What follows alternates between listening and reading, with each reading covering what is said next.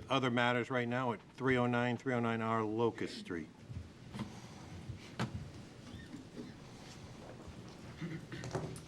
Thank you very much. My name is Nancy McCann. I'm here on behalf of the developer Danvers Living LLC.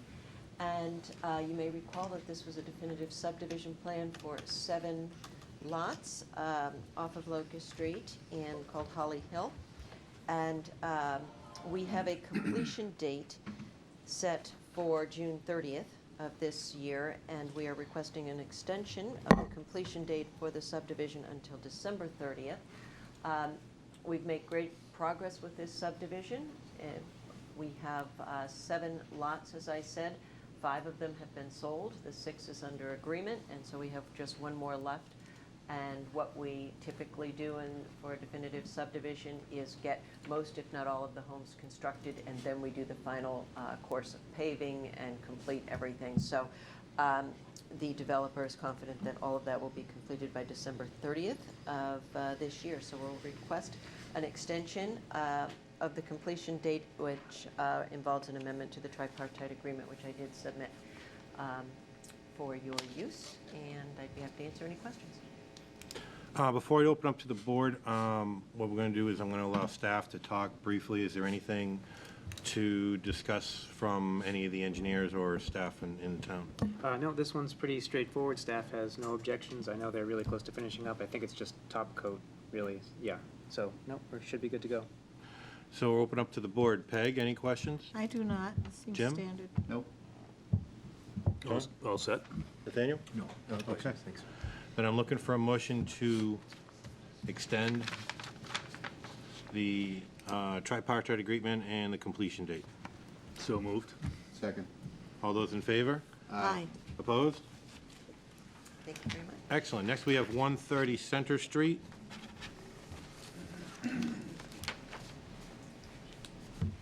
Hello, my name is Tanya Hartford. I'm representing RCG Wadsworth Village LLC.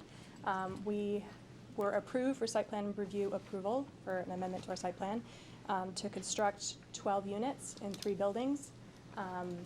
Because of construction costs, we've been unable to start that construction, and so we're asking for an extension of our site plan review approval until July 25th, 2021, 2 years. Does staff have anything to add to?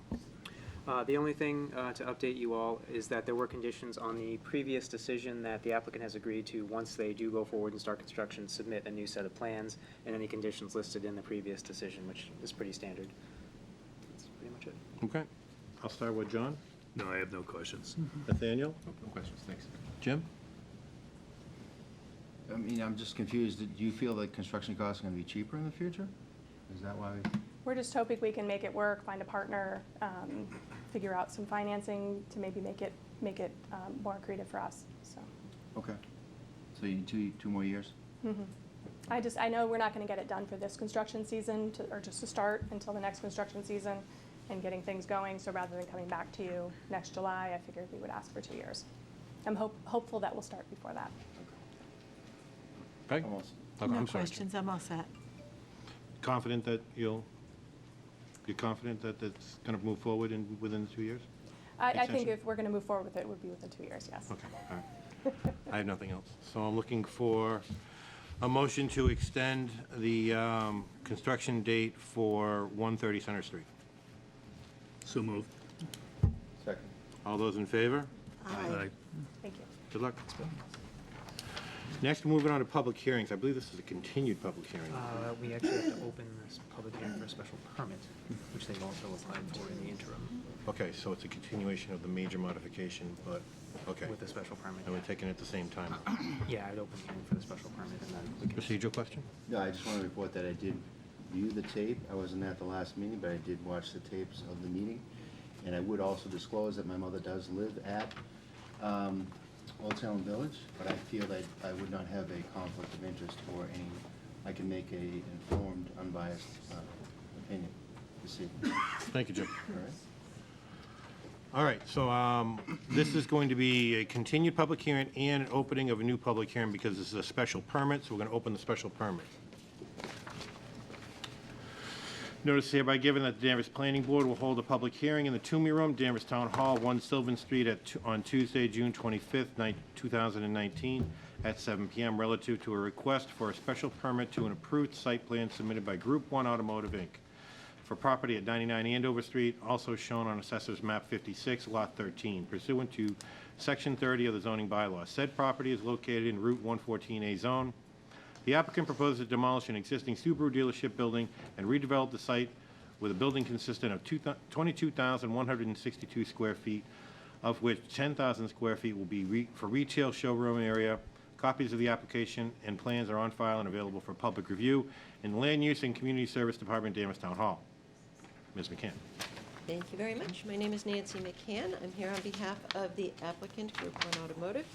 And you will recall that we appeared before you in May 28th, and did a full presentation of this project at that time. And what the project consists of is the replacement of the existing Subaru dealership with a new Subaru building located further back on the site. You'll recall that the existing Subaru dealership dates back to about 1986 and is one of the oldest buildings on the site. And this campus itself has been undergoing modernization and renovation over the years, and it's Subaru's turn at this point to be updated and modernized. And the existing Subaru building that we discussed at the last meeting is located closer to Route 114 in an area that encroaches both upon the 25-foot no disturb as well as the 35-foot no build zone under the Conservation Commission wetlands bylaw. And what we are proposing is to develop a new Subaru dealership further back on the site that meets all of the zoning, setback, dimensional density requirements, and it also moves the building entirely out of the 25-foot, 35-foot zones of the Conservation Commission. The design and the style of the new dealership is in keeping with the other buildings located on the campus, and really updates and modernizes that building. The other change in the dealership from what is existing is that currently there is service of vehicles located in the Subaru dealership where it exists now. The new dealership building will have service drop-off area, but will not have any service located within the building. So we made a full presentation at the last meeting. We had a lengthy discussion. And since that time, we've been very busy working to address staff comments as well as audience comments as well as department comments that we had received. I outlined what we have done in a letter to you that was sent in last week. And I will be going through those items, but with regard to staff comments first, we responded to the building inspector's comments with regard to the special permit application, and that's what was read into the record. The building inspector felt that a special permit may be required because we have motor vehicle service dealership with outdoor sales. We have that now. I believe planning staff doesn't feel that that's required. I don't feel it's required. However, we went ahead in response to the building department's comments and we submitted that special permit application. Indoor auto sales, as you know, is permitted by right. The special permit relates to the outdoor storage and sales of vehicles, and we've simply moved them from this location up to this location for the storage of inventory. So it really is simply a swapping of areas. However, you do have a special permit application, and outlined in that application is the project itself, exactly the same as the site plan application. There's nothing changed with regard to the crux of the application. We've certainly made some adjustments that we'll be discussing with you to address comments. But with regard to the special permit, the criteria for the special permit is met for the location of this building. The municipal water and sewer systems will not become overloaded by the proposed use. In fact, the utilities are already there. They're already used for a Subaru dealership. We're simply moving that dealership to a different location on the site. Same is true of the public streets will not become overloaded from the proposed use. We are maintaining and keeping all of the existing curb cuts as they have been redesigned over the years and provide a full movement traffic signal and an entrance in only in this location, and those are not being altered. The location of the Subaru dealership building back here, however, does significantly improve internal circulation around the site for both customers as well as employees.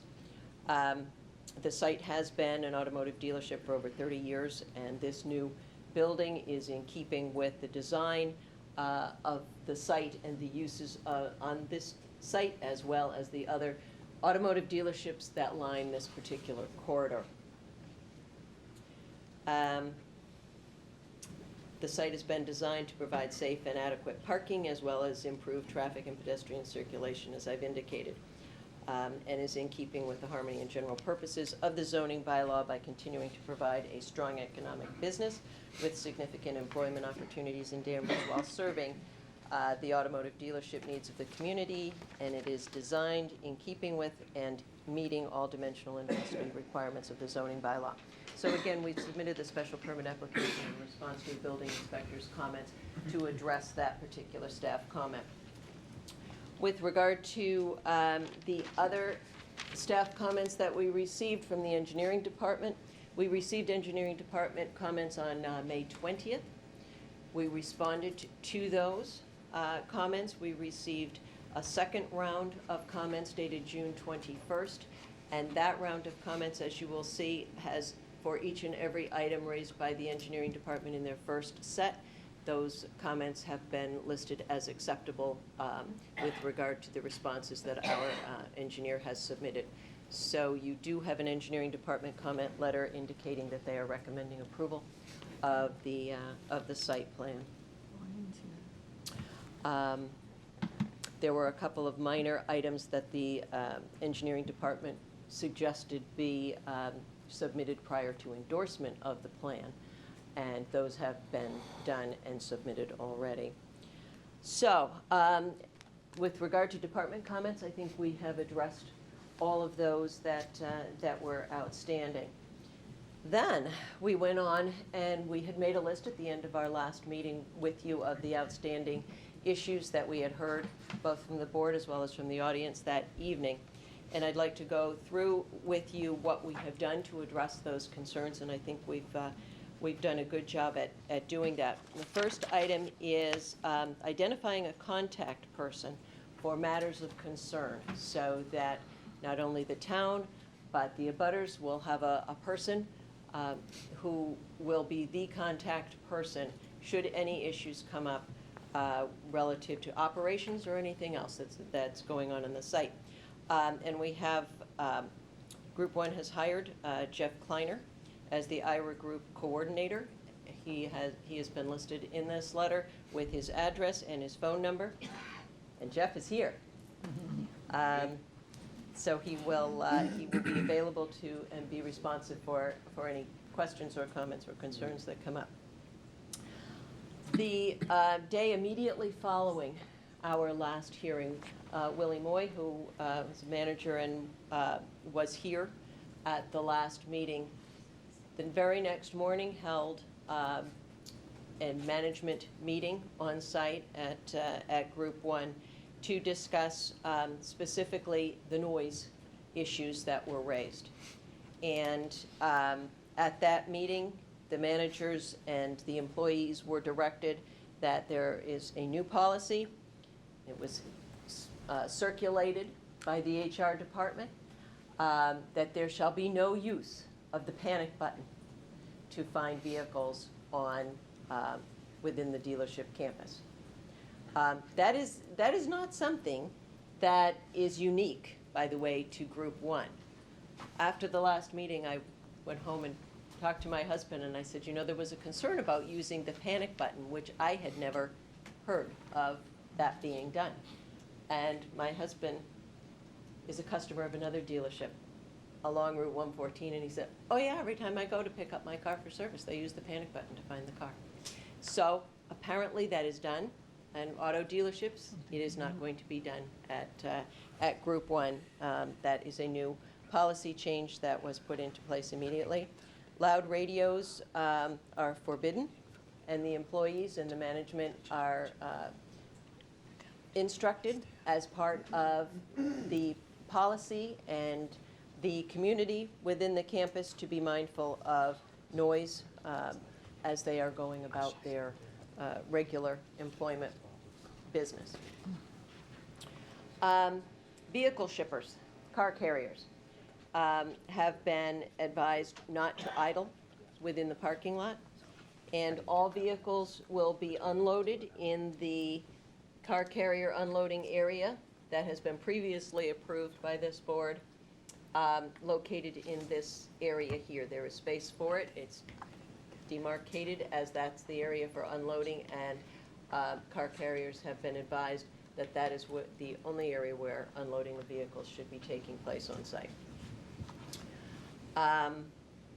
Group 1 employees will be monitoring trash pickup on the site on a regular basis to make sure that there isn't trash that accumulates within the site. Much of it comes from off-site, but on their property they will be monitoring and picking up the trash as needed.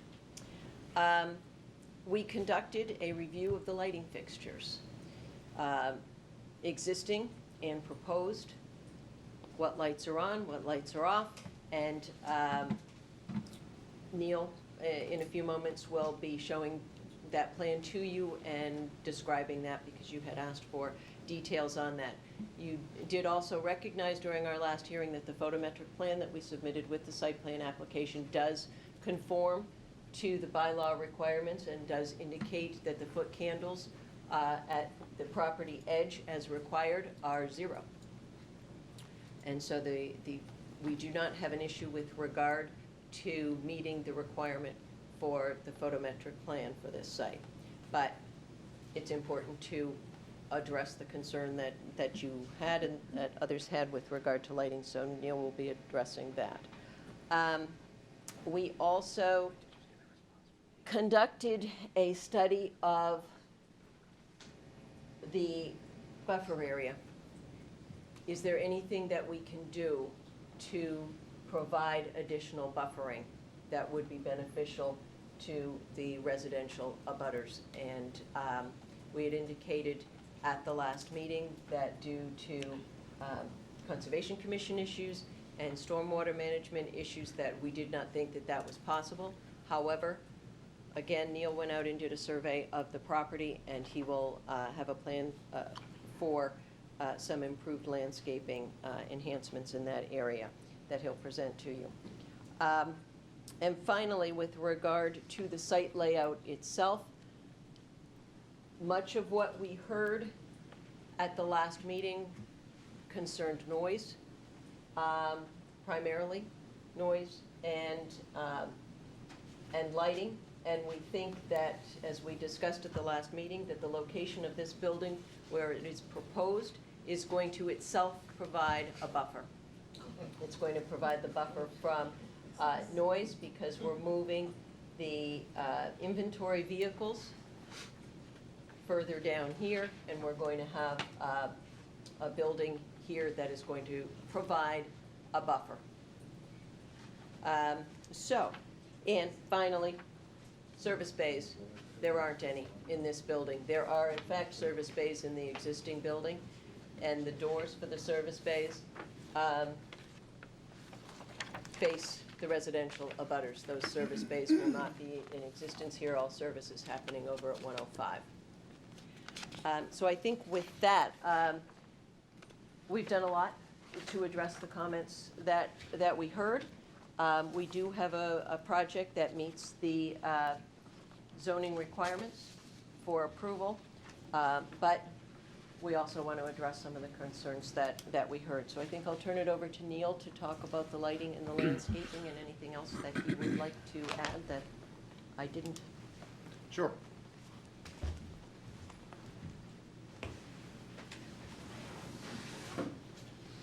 Coming out of the last planning board hearing, we understood that the three primary concerns of the community were drainage, landscaping, and lighting, with respect to the impact of the site on Old Salem Village. As I mentioned at the last hearing, we were already looking at reworking the drainage so we would not have to increase the size of the pipe flowing into Crane Brook at this location here. We did in fact do that. The existing 12-inch pipe is going to remain here. The rest of the drainage is going to run back to the existing wet pond and be detained there prior to release into Crane Brook. In doing so, it did cost us 2 parking spaces. Willie, cover your ears. And we decreased impervious cover by an additional 400 square feet or so. With respect to landscaping, we did take a look at the area immediately between the proposed Subaru and Old Salem Village. As I mentioned last time, there is a stormwater feature located directly adjacent to these inventory spaces here and the snow storage. Taking a closer look at the location and the design of that, there is a small area between the end of that feature, which is only 25 feet wide, and these existing Jersey barriers, which have been here since time immemorial, that protect Crane Brook from snow being pushed into the brook. And as such, we're proposing to plant this area here and along this side with 36 arborvitae in a double row, separated 6 foot on center and staggered, so that it would appear like there's 3 feet on center. Unfortunately, if we were to push any further into the brook, the quality of the soils there is not conducive to keeping conifer trees alive. So we've essentially used all of the available space that is either not too wet to grow or not being used for stormwater management. And with regard to lighting, after consulting with Nancy and with Willie, we've looked at which lights we would be able to turn off after hours in conformance with code. As you can see, we've highlighted all of the perimeter lights here in orange. These are the ones that will be shut off after hours. The remaining purple ones will be dimmed for security. Obviously, they're not going to be at the full brightness after hours, but this is an auto dealership and all of their inventory is outside, so they do need some security in the inventory lot itself. And those are the other changes that we made to the plan were predominantly minor engineering changes having to do with pump stations, water connections, type of curb. Those were the 3 major issues that we addressed since the last planning board hearing. Okay. Before I turn over to staff, I do want to make just a procedural announcement. Nathaniel, where we're down 1 member, you'll have voting power on the special permit, but on the major modification, the rest of the board will be voting. I'm going to turn it over to staff where it's a little bit more complex, and if there's any comments that engineering or other staff members had. Yeah, so from the planning staff's perspective, on that side for this one, notwithstanding the conservation issues on site, planning doesn't really have any objections necessarily to this project. The Subaru dealership, from a site plan perspective, is moving from the front of the site to the rear of the site in a similar size structure. That being said, you'll have to go to Conservation Commission. You're well aware of that. Everyone knows that. So there are other issues that will come up at that meeting, which is on Thursday, in case anyone wants to go. Other than that, I believe Neil has done a good job addressing all of engineering's comments, of which I know some came really late to you, and so we appreciate the quick turnaround. But other than that, we're good to go. Okay. Also, if I may, congratulations, David. I haven't seen you since. Oh, thank you, Neil. So I'm going to open up to the board now. I'll start with Peg. David, did we got a response from engineering, say they're okay with all the changes? 'Cause There was I didn't see anything. There was a response that I received from Group 1 from engineering changes that were requested Friday, of which Neil's already incorporated into the plans. And Okay. I just put in the Dropbox comments which Neil has addressed to engineering. Okay, well, I'm glad to see the changes. I think you've done a pretty extensive job in trying to change some things that have been bothersome, noise things, the panic button. I do agree with you that I think the building will diminish some of the noise down that end because it will block that. Right now, it just rolls right over. I'm glad to see we're able to also find a way to get some arborvitae's in there too, as a screen. I think where I was here the last time, I'm going to pass to the gentleman on my left, so he can ask some questions. And then I look forward to seeing how these changes that you implemented after the last meeting have affected the noise level at Salem Village, Old Salem Village. Go ahead, Jim. Okay. Hi, Jim Sears. I was unfortunately not here at the last meeting. I guess my basic question right at the outset is, it's a 33-year-old building. Why couldn't we renovate the building? I mean, it seems, I know Ira, that particular development has gone through, I've been on the board since '96. It seems like every so many years we're changing the buildings, and there's no way you could renovate the building and you have to go through this, tear down a 33-year-old building and put up a new building? Actually, the building was renovated as part of the 2012 site plan. It was interior renovation. There was no addition made to it. They totally reworked the inside of the building, and they've outgrown it. The fact is, this is the largest selling Subaru dealership in the Northeast, and they need more space.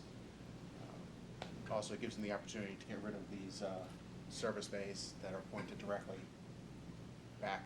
So there's 4 doors, 4 garage doors in the new building, but they're not going to be for service? Correct. They're just for drop-off. Just to drive in, Yes. take your information, and bring it to the other site? Yes. As far as, did you add new arborvitae's to the previous plan as part of the discussion? Those were on the plan that was received today. How- Yes, Yeah. How they're many new today. 36. 36 were added that abut the Old Salem Village property, I assume? Yes, they were added. In addition to the 200 plantings that were previously Yes. discussed? Yes. And obviously, we talked about no outdoor audio whatsoever at this location. Is there any outdoor audio in the other buildings, do we know of? No, that has been addressed at other hearings. Everybody has cell phones now, so they don't Okay, use so the if we hear outdoor audio, is it coming from potentially another Yeah. Yes. building? Yeah, we did actually also, to address some of the comments, we did an aerial, because we thought this might be helpful, to show the location of the dealership and the location of Old Salem Village. And part of the reason for doing this was to give a general overview, but to also address the fact that there are other dealerships that create noise. There are other uses along this corridor, and this particular use here operates 24 hours a day, maybe not, but a great deal of time during the evening hours and the nighttime hours, and the truck traffic is going on there as well. So we're mindful of our neighbors here and have been trying as best we can to address the concerns, but there is noise coming from other areas as well. I just, because I was here last time, I want to make sure that you have dismantled that security system that tells people to get off the property. Yes. And that's not there. And I Correct. also want to add, for the board's benefit, I live up that way, off of Center Street. And I have to tell you, because the windows are open now, that I don't know where the noise is coming from, but I can hear trucks warming up. I can hear beep, beep, beep. And I also have been hearing car alarms, so I was very curious about what might be coming from this site. I don't know how far I am as the crows flies, but in the morning, it's very obvious there's noise from some places around there. And we were discussing it, and it could be Merrimack Valley. Okay. David, can you look into that to see if they have this? It sounds like people are reporting, someone yelling instructions over a loudspeaker of some sort. Well, this was, Potentially Merrimack? It could be. no, it wasn't, the loudspeaker, I potentially think, be. was the comments that came up from Old Salem Village. I haven't heard a loudspeaker. They had a security system that would say, please get off the property, or get off the No, well, property. I saw comments about directing people at the Merrimack Valley also. Oh, okay. Yeah, because I Like think calling they in do. trucks or something? Okay. I don't know, I just hear Well, the they're the loading trucks- and unloading pretty late early in the morning and late in the and late at night, day. and you can hear those trucks warming They up. must Yeah. have hours of operation they can't exceed. And remember, part of our policy is that has been put into place is that there are no trucks idling on the parking lot at Group 1. So as part of the 7-part criteria for a special permit, I mean, you've gone through that. The only issue basically would be the nuisance issue, and that is the question, I think, for the board, as to whether this rises to an undue nuisance. And so you're addressing the noise concern. So I think that's really what I'm interested in, making sure that Right. this doesn't exacerbate your relationship with Old Salem Village. So, That's right, and we're trying to improve that relationship by the policies that we're putting in place. so your new ombudsman will have direct contact, or know who to talk to for the management at Old Salem Village? Yes, Who's in charge over there? They have a new management company, so. that's right. Okay. Okay. John? So my understanding, Group One's one of the largest car dealerships in the country, Yes. correct? So it's a pretty large company, public company? Yes. So- So I'm just amazed that it took this amount of time to put a human resource policy in place to affect noise to the abutter. So what's the self-testing plan that management's got in place to make sure that you guys are gonna do what you say you're gonna do? So it doesn't require the abutters to make a complaint. I work for a large company too, and we're required under compliance to do self-testing. Is there a self-testing plan that you put in place? Well, yes, in that part of the policy is that the employees have been directed to not do the things that they were doing. No, I get that. So, but what's management and gonna do, then- Nancy, to self-test around that policy? Then the other part of the policy is that the employees have also been told that if they see a violation either by another employee or by the car carriers coming in or by a vendor, they are immediately to go to their supervisor, and the supervisor will take action to make sure that that stops. But shouldn't the general manager be self-testing? Why wouldn't the management team be self-testing their own policies? Well, I think Willie is here, he can tell you. So I'm on that property almost every day to travel to the stores. And I can tell you, it's consistently used. I look for it, and if I hear it, I'll go out there myself. But the GMs are directly involved, as well as other department heads. It's not just the GMs, it's every single manager that's in the property, to make sure that we are very serious about that. You know, it's an annoying feature that I don't like to hear. I heard 2 go off today, who both from customers. They went off for like 2 minutes, and I went down to the car, and it was a customer car. It was a customer with it, not an employee. I'm not gonna tell a customer not to do it, and that would be rude. So, of the instances I actually saw, there was one employee that did it about a week ago, went directly to the employee and made sure that it was stopped, and we're not gonna tolerate it. Okay. The other issue that I remember there was the hours of operation. Some of this was starting at 5 o'clock in the morning. Was that addressed? With the alarms, or The operation, the noise, what is the hour of operation that's allowed at that location? There's people that will show up at around 5:30 to get ready for 6 o'clock drop-offs. But they should not be using horns to find cars. That's the big thing.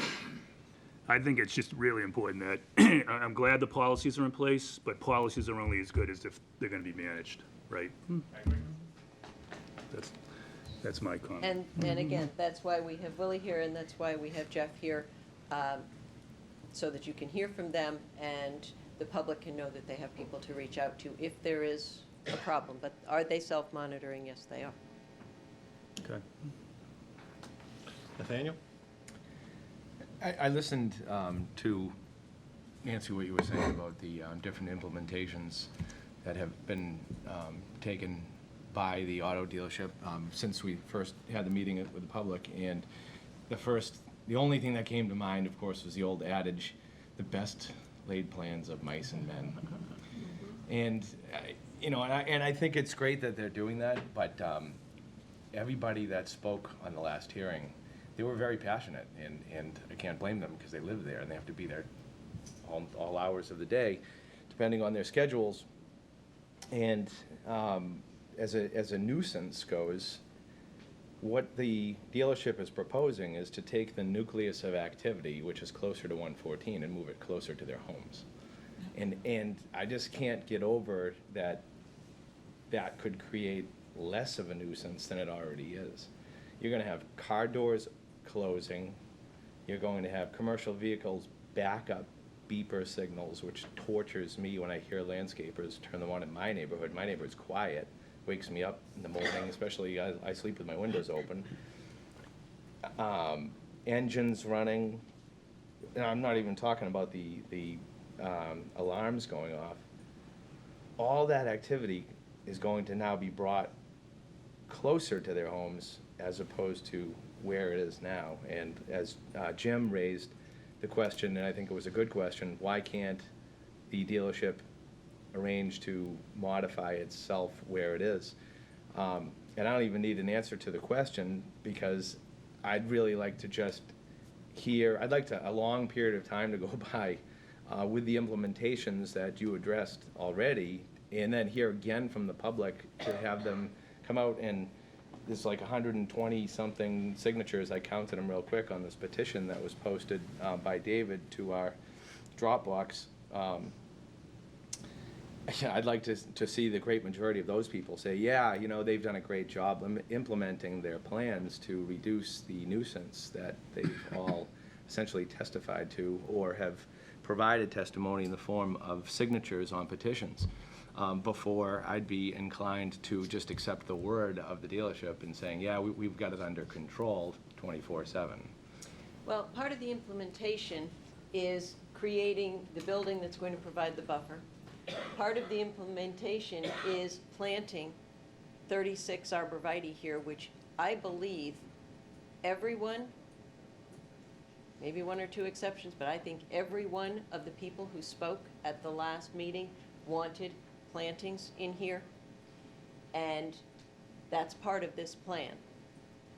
And that's part of the implementation of the whole policy, is being able to create a building that's going to provide the buffer, and create some landscaping that's going to address the request for landscape buffer, understanding that this has been an auto dealership for over 30 years, that it is a use permitted in this zoning district, that the building proposed meets all of the density and dimensional requirements under the zoning bylaw.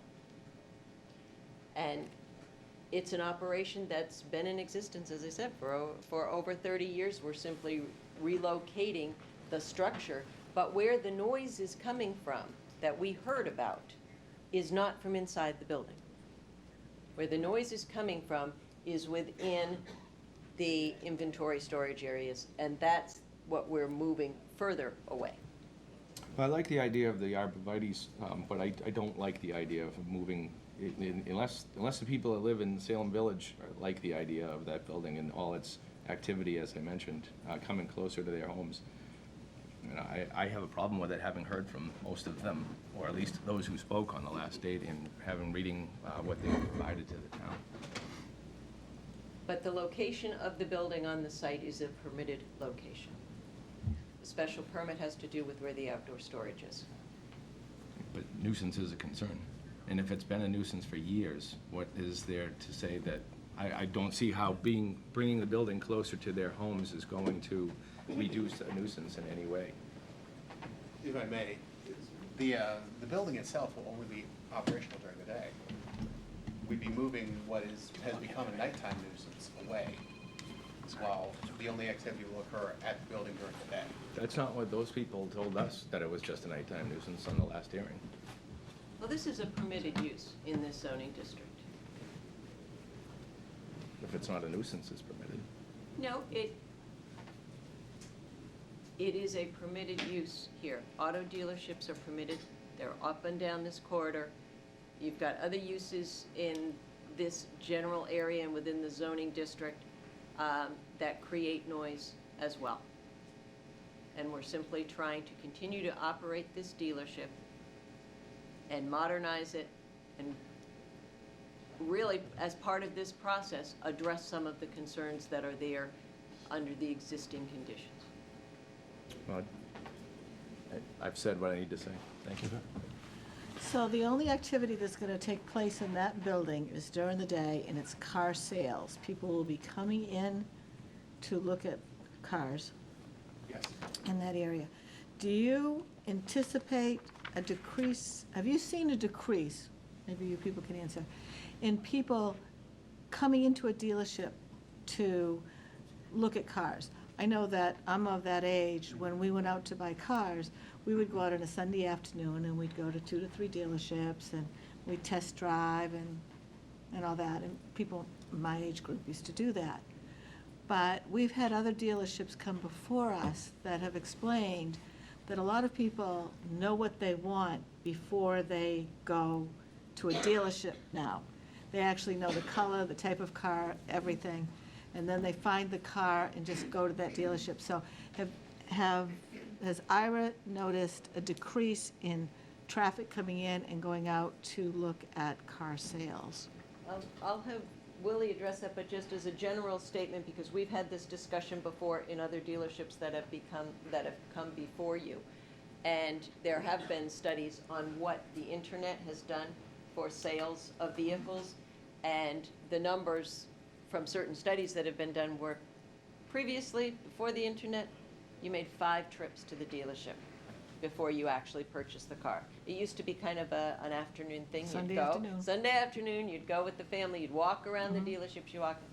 Now, the number is about 1.3 trips to the dealership. It has reduced that much. And you've seen this when applications have come before you for reduction in parking and reduction in some addressing certain traffic issues that we're not talking about here, that the internet has simply had a huge impact, because you basically shop online first, and then you find the dealership that has the car, and you go to the dealership once, 1.3 times. But Willie, is that what you find? Unfortunately, that's true. We saw a significant reduction in overall foot traffic come to the stores. There's not quite as many browsers, there still are, but certainly not what it was many years ago. Many people have this information, they've dealt with somebody digitally online, they have an appointment, and most of the people have an idea what they want, so. Sir, we really need to capture this, so you have to speak into a mic. Is that on? Thank you. Yeah, so be careful. So we have seen a reduction in the overall foot traffic considerably over the last few years due to the internet, like she had mentioned. Many of the consumers have done a lot of research online, most likely have dealt with a personnel at the dealership and scheduled an appointment to drive a specific car. So we do not have as many browsers as we did many years ago. It's an unfortunate thing for us because that's how we sell cars. But we have seen a significant reduction in overall foot traffic. Okay, so I'm looking at this building as, because we're talking about nuisance. So the building that you're going to construct will not have any service bays. So it's going to be just car sales, And drop off? drop off, okay, so drop off. And what are the hours for car sales? A drop off, you said was 5:30, 6:30? At some of the other locations, they open at 7 a.m. This one opens at 7 a.m., so there could be people dropping off at 7 Sure. a.m. Yeah. That's on the far side of the building. When did you The put up drop-off. the plan? Okay, so the drop off is on the other side of the building. Yeah, the drop-off is here. It's a straight Okay. line from the. Okay, and so it's not going to have the type of use that the original building had with service bays and things like that. Right. I do think that the building will protect that area from noise. I mean, it's a structure that's going to stop it.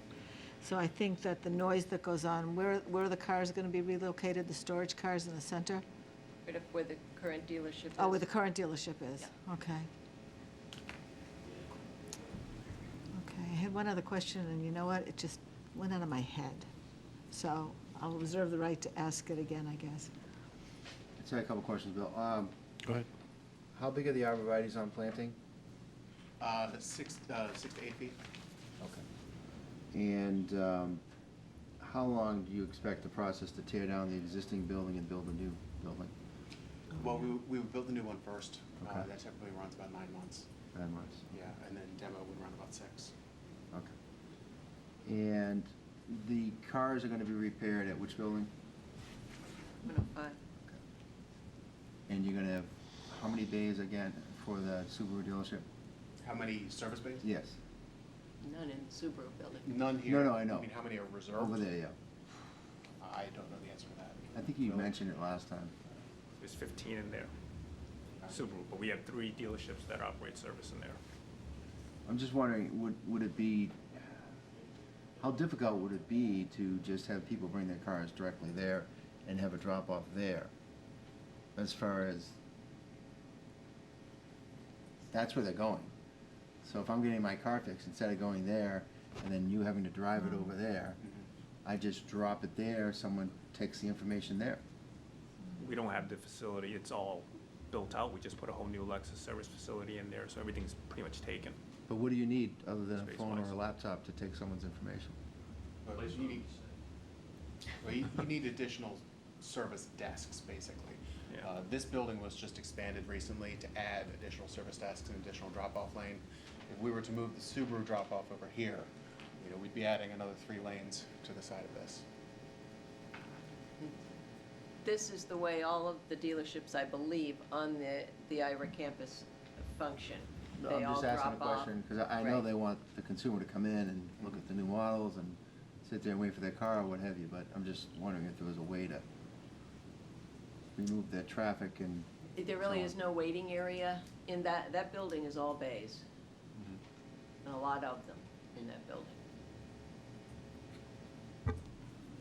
And the site itself, 105, is not set up to have people bringing their cars From in a safety there on a standpoint. regular basis. If we were to impose a condition that you come back a year from now to review that's why I was trying to get a feel for the 9 months. We know construction could actually, might take you a year to get it built, but maybe 15 months or 18 months to come back with a condition to review the noise and so on. We've done that before for other projects. Mhm. Would the We have. applicant be amenable to that? Sure. Maybe we could set the date from the issuance of the certificate of occupancy. Well, I mean, we're setting as a condition of this meeting, so if you're telling me, Right. Sometimes we do 6 months after occupancy or a year after Yeah. occupancy. Yeah. And that would have nothing to do with the tear down of the other building, it'd be when they open the first one. right, So, yeah, that would be somewhere about a year either way, so, maybe 6 months from occupancy. yeah, that would put it about a year out either way, so. 6 months from occupancy. Me personally, I think that's a good one. I do too. I do too. That's all I had, though. Okay. Anything else from the board? I have one question, just real quick. The parking adjacent to the new building, that you're gonna be removing, stock, is that gonna be, consumers and, employees only? And is it gonna be labeled that way, or is there actually gonna be, there's like a strip of like 2 rows of parking? Here? Yeah, This has traditionally been inventory. okay. I know it has been. Yeah. We hadn't intended to change that. I think this will probably be employees here. Customers would be in front, and I suppose that could be a customer too. I don't think we have anything marked on the campus currently as far as what's customer and employee, do we? It's moved around a little bit, but right now in that back row is primarily trade-in vehicles and employees and inventory. That's it. Is it intended to stay as inventory? It might, it may not be the most productive way to keep the inventory. It's probably better up front for visibility. To have Also, it out yeah, there. for your sales, and also given the fact that we've been talking about whether it's in the future, hopefully only any noise from the cars is accidental from here on out, but moving the inventory as far away as possible and using the building might be a good use of that parking spot for other things. We want if to at keep it all in one area. possible. We don't want inventory everywhere. Exactly, yeah, no, it's beneficial to you guys, and I think Right. it might be something else to add along to the neighborhood at the same time by moving those cars further away. Sure. Okay? I'm gonna, go right ahead. Can you just review, do you have new directional signage that you're proposing? Because the site's a little tricky where you come in the first right, and if you're coming in from the main, from the lighted, can you just go over the new directional signage to steer people to service? Sure. Basically, the directional signage is going to stay in the same locations. It's just going to change which way it's directing people. So instead of coming in this right-hand driveway here and going Subaru to the right, it would be Subaru ahead. Or if you were coming in from the signalized intersection, instead of Subaru being straight, it would be to the left. So you're just changing two sides? Are you gonna Yeah. have them come through the front, around the front of that building, like you said? So are you gonna add directional signage? Around the front of, Yes. um, Nancy mentioned that the front is where they're gonna come in for service. yes, right here. So you- This sign here is going to stay the same Okay. because this is the way to get to Subaru currently. Yep. But this one's going to change from Subaru straight to Subaru left, and this one's going to change from Subaru right to Subaru straight. But when I take a left, do I go straight through that way? That's the way to go through? Yes. I mean, that way. Yeah. Yes, and there's a fascia here that will show that this is Subaru drop-off. Okay. That's all. Okay. Anything else to the board before I bring it up? Okay, I'm going to open up to the public. I'm going to ask that you raise your hand. We're going to use the podium in the back. I'll call on you. There was quite a few comments last time. Please, if you're going to make any comments, you can discuss things that were discussed before, but in relationship to the changes that is in front of you for the site. So we'd like to make sure that we don't try to rehash all the same comments as before, unless it's something that you feel isn't being addressed properly. Anyone from the audience would like to speak first? Ma'am? Yes, please. Please give us your name and your address.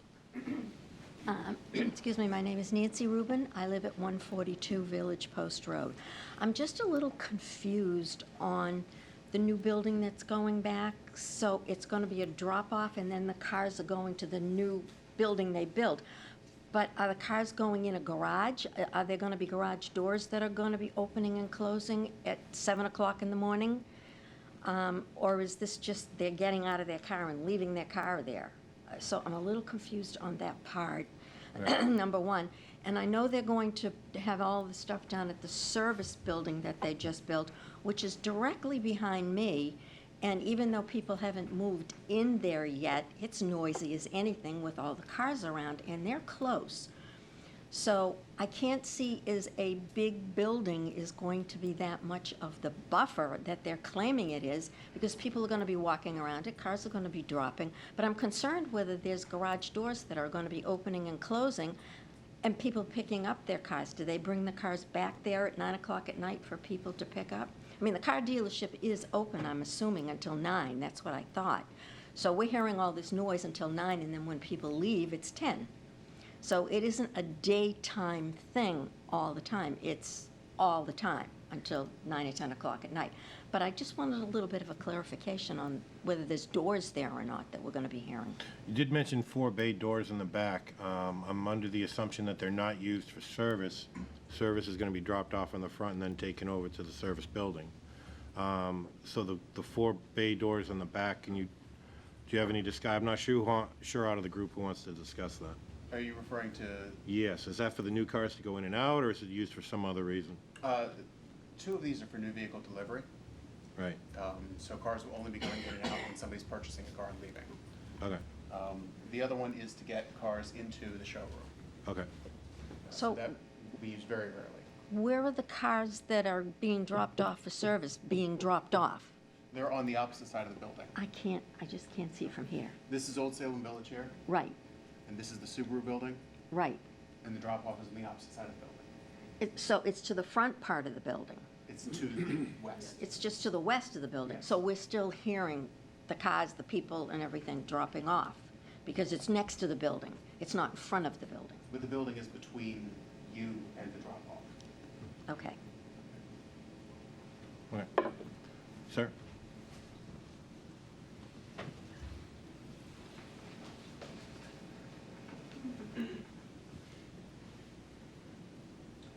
Good evening. My name is Zach Fine. I live at 10 Carriage Way. Really, I understand that IRA wants to expand and they gotta grow because that's what businesses do. However, the representatives from IRA just confirmed something statistically that I think the board should take into place. And that is that foot traffic, as it was to buy a car, went from 5+ visits to just over 1 visit because of the internet. If that's the case, based statistically, then they shouldn't need bigger buildings because there's less traffic coming into an existing building. So I would consider the fact that IRA remodel the existing building, but it doesn't make sense if they're actually getting less traffic, why they need a bigger building.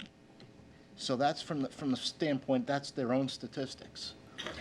And so I just wanted to point that out to everybody, remind them. So it doesn't make sense to build a bigger building if you have less sales and less potential sales coming on campus.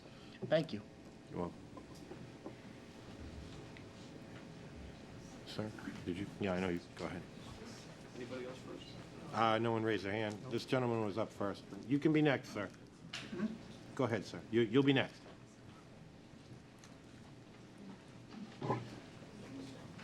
I'm Donald Thompson. I'm a resident of Old Salem Village. I live at 107 Village Post Road.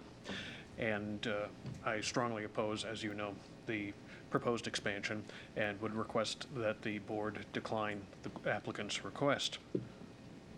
I had a couple of questions I was going to follow up on from last time. I will leave those for later. You'd asked for basically an update on some of our observations. I'll share with you what I observed so far. Can confirm that the use of the alarm system has effectively ceased since the 24th of May, and would like to say personally, thank you to management for doing that. My observations about the honking support and kind of refute some of the observations that management has made. There has been a vast improvement in frequency from uncountable hundreds of occurrences per day to 10 to 20. I even brought my little display chart. But what I realized too is that the volume associated with that activity has decreased, the actual volume of the sound, which may in fact support the notion that the sounds are coming from another dealership, or it may in fact support the notion that the honking is occurring at a different point on the campus. So I can't definitively say which of those has happened. I will take exception once again to a point made earlier about the photometric plan. Great set of words. Thank you for bringing that up. That's fun to say. Zero lighting at the edge of the property. Again, I'll make the same point I made from last time. Baloney. I colloquially made the point that I could almost read by the light that spills over into my unit. And I'm going to take advantage of your good nature, if I may, and approach, and I will show you something that's quite striking. Simple printout from Google Maps. I'm indebted to Martine Kellett for this. She emailed it to me. And you'll each get one of these, but what you'll see here is the existing Subaru building. The new location's going to be here. This little dot is me. Wow. And my deck. So if you would please, imagine a building, David, not the same size, but over twice the size of the existing Subaru building, going halfway between its existing site and my little white dot on my deck.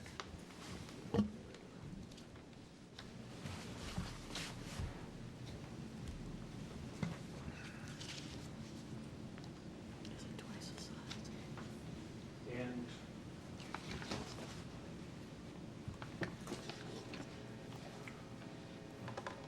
thank you for your consideration. I'm going to relay some requests that I've heard from a group of residents of Old Salem Village. And A point I heard many times in some of our gatherings has been echoed already at the board. Can we ask for conditions or stipulation on noise abatement so that if the applicant violates those conditions, they could be cited? If so, what would those citations be? If so, once those violations were identified, who would we tell? What sort of teeth would such a condition have? And what would the penalty be to management? Another question that was very important to us is, I'll just relay, I don't expect management to address it at this point, but as you know, great anticipated impact for rainwater runoff, stormwater runoff, and the melt-off of accumulated snow. The piles of snow that I see quite near my location exceed 20 feet in height over the course of the winter. Neil, I brought this topic up to you earlier. One of the trustees of Old Salem Village sent me an email indicating that Old Salem Village has a right-of-way through the Ira Subaru Group 1 automotive property. So I'd like to ask management, I've already asked Neil, if you're aware of any of that. Wasn't aware of it until I got the email. I haven't had the opportunity to research it independently, so I don't know the answer. But I would Before like we to. proceed on that, I'm not aware of one either. Is staff aware of any kind of right-of-way? No, I did receive an email earlier from Mr. Thompson. That's a Staff. big assumption. That's why we want to straighten something like that out. Staff is not aware of a utility easement through the property going to Old Salem Village. If there is any easement, it would be for town ability to be able to, not an easement for residents. I was told that the purpose was for water and sewer access to 114. If there is, it would be, yeah, that would be for the town to be able to work on the sewer system, yes. Okay, understood then. Every property has something like that, by the way. Yes, understood. I'll reiterate my final points here. I would request that the board reject the applicant's request. If that is not possible, I would request that the board place conditions such that, in conjunction with the work of the Conservation Commission, will ensure minimal impact on the wetlands and our homes and the related possibility of flooding, and, most importantly, provide mechanisms to ensure accountability. A couple of points I also made during management's presentation. Several times we heard that auto sales is an approved use of that property. Well, right back at you, again, if you don't mind me being colloquial, residential is an approved use of Old Salem Village. Residential is an approved use. Residential is an approved use. Management made that point far more often than that, but you get the idea. The final point I would like to make is one I think Mr. Nathaniel Sears brought up and expressed in a very, very eloquent manner, and it was regarding nuisance. Let me expound on that a little bit. You've seen my happy little handout. You can imagine very easily the impact of a building that's twice as large being twice as close. Management's goal is, obviously, they're in business, is to grow sales. The nuisance is not going to decline. The nuisance is going to increase. If you were to sketch out where Old Salem Village's buildings are on that plan, you'll see that that building, as proposed, provides a buffer for a very small number of units. You don't see the extent of where Old Salem Village continues and where residents are. And residential is an approved use. That building is going to provide a buffer for basically nothing, because the nuisance is going to grow. The underlying concept is that management wants to grow sales. They're a business. That's the underlying concept. But fundamentally, management ought to be able to accomplish its goals with the existing building via renovation. So again, my final comment is a request, and that is to please reject applicant's proposal. Any questions for me? Nope. Thank you. Anyone reading in the audience? Sir, you had your hand up? Yep. Hi, my name is Bob Young. I'm a former trustee at Old Salem Village. And in fact, I think I've been into probably as many meetings as you have relative to IRA. I go back to the David Rosenberg days and when the guys came up from Texas, when they first came from Auto One. A nice gentleman, by the way. But things change. Plans change. People change. And so all of the deals and all the conversations that I had with the gentleman from Texas, who gave me his personal number at home so I could call him, and gave me the property manager's name at IRA so I could call them. And we did that for a number of years. And then he left the company and things happen and plans fall by the wayside. And here's where we are today. We have a new plan. You can see how disgruntled the neighbors are. Their plans and promises for the last time they saw you here, when they promised noise abatement, and they promised lighting abatement, and they promised that the trash wouldn't blow into the brook. Here we are again. Same thing. Hard to believe. So I have some questions.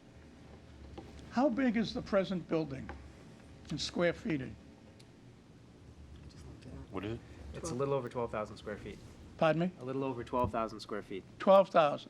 So now they're building a building with 22,000, of which only 10 is going to be used for showroom.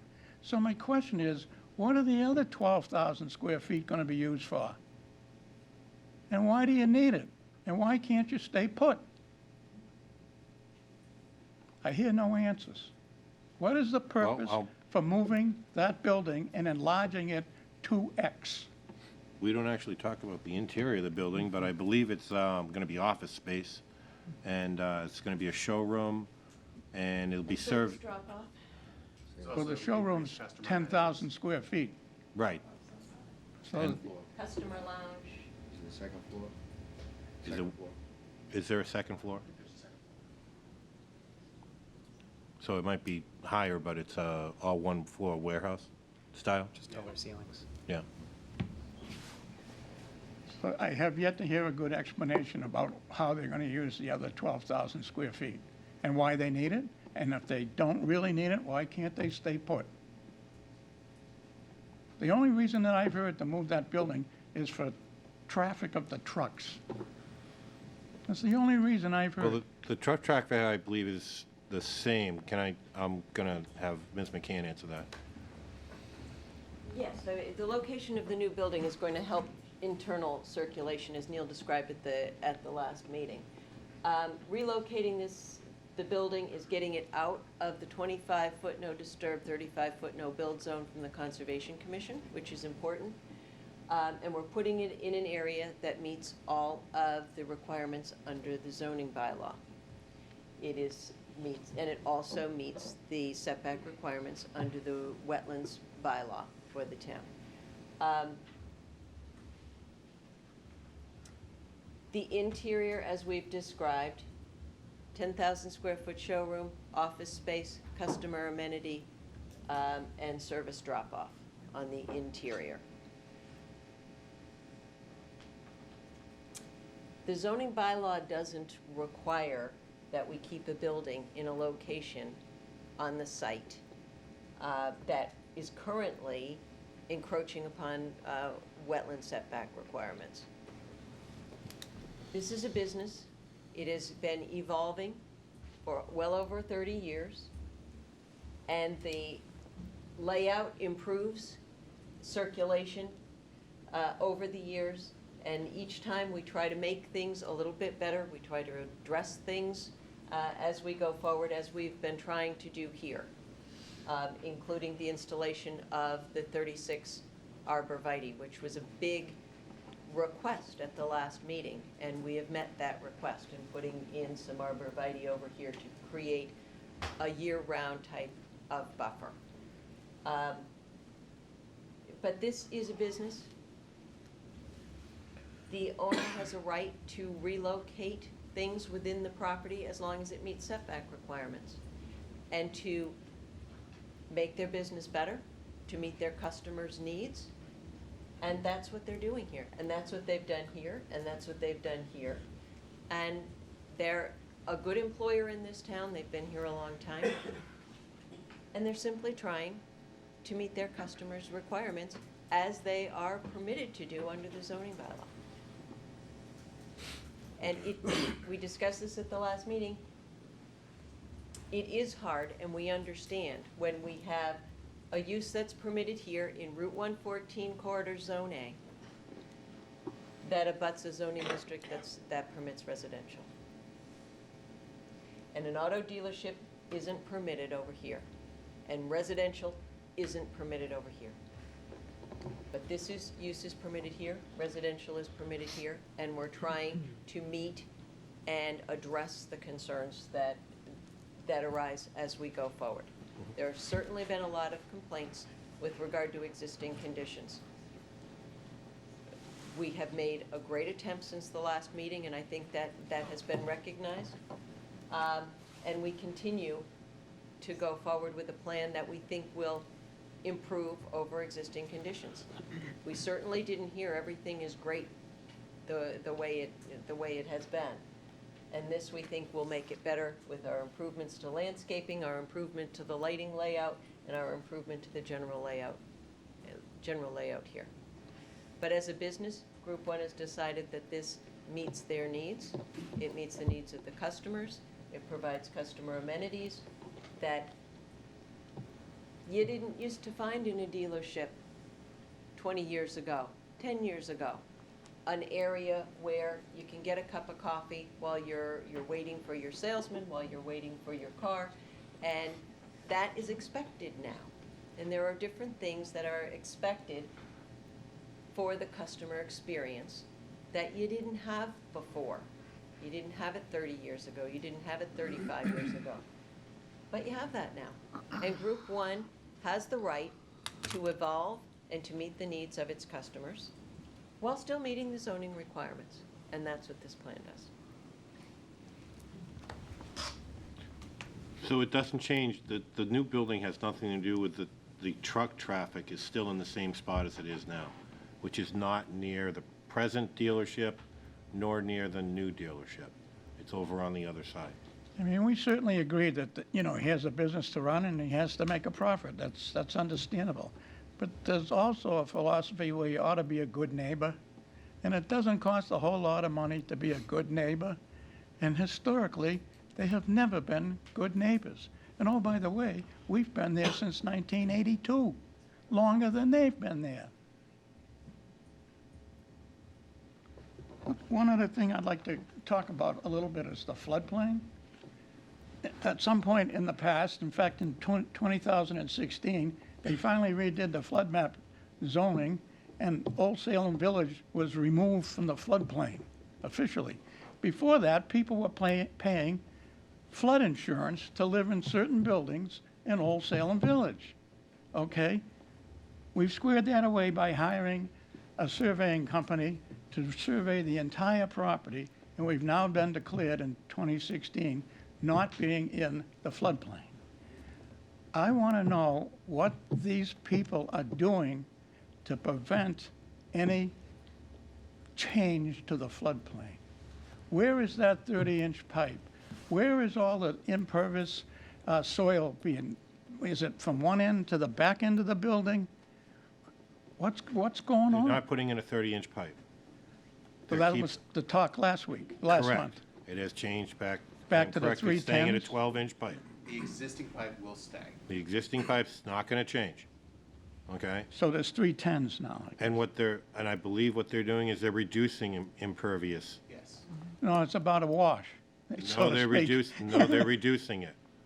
They're not increasing it in anywhere on the site, and where the old building was, they're actually reducing some of the impervious over in that area. That's the important point. It's way up front versus way in the back. So they're putting more concrete in the back closest to our property No, they're and not. putting more soil up front. They haven't changed, they're not changing the concrete at all. Not from what I see today? No, they're moving the building, but the concrete is not changing in the back. And the roadway behind it No. is not changing? No. None of that's changing. In fact, what they're doing is the new building that's being removed, they're reducing the impervious area over there adjacent to the watershed mark. Our concern was that was way up front near 114, and we weren't, of course, concerned about in the back where we are, where it bends around right behind this gentleman's building. No, they're not increasing they're not putting any extra paving in any way, shape, or form back there. And They may be restriping it, but they're not going to actually put any new paving in there. Is there anything in their plan that monitors the water going into that creek or brook going forward, and to help prevent the Crane Brook from overflowing and perhaps we get put back in a floodplain again? So that's what we have the engineering for. I'm gonna leave that one for David to. There's like a 100-page stormwater management report. I don't know if you've seen it. But No. With any I'll take yours. project that is built, they have to show where the water goes from the site, and it's managed through the stormwater management system. I'll let him explain because he's getting paid to Yes. say it. Yeah, essentially, coming out of the last planning board hearing, we understood that there was a concern about our proposal to increase the pipe running into this embayment just upstream of Old Salem Village. So what we did was, we reduced the amount of water being discharged here and increased the amount coming back to this wet pond here at 114, which delays the release into Crane Brook and decreases the peak runoff rate at any given time in the brook. And the model shows that for the entire run adjacent to Old Salem Village and the Ira campus, we're decreasing the peak flow rate for all of the analyzed storms between 0.5% and 11%. So we will not be increasing the floodplain. Excellent, excellent. Okay, I want to thank the board members and particularly Mr. Sears' concern, and thanks for listening and thanks for reading all of our inputs. Anyone else from the audience? Sir?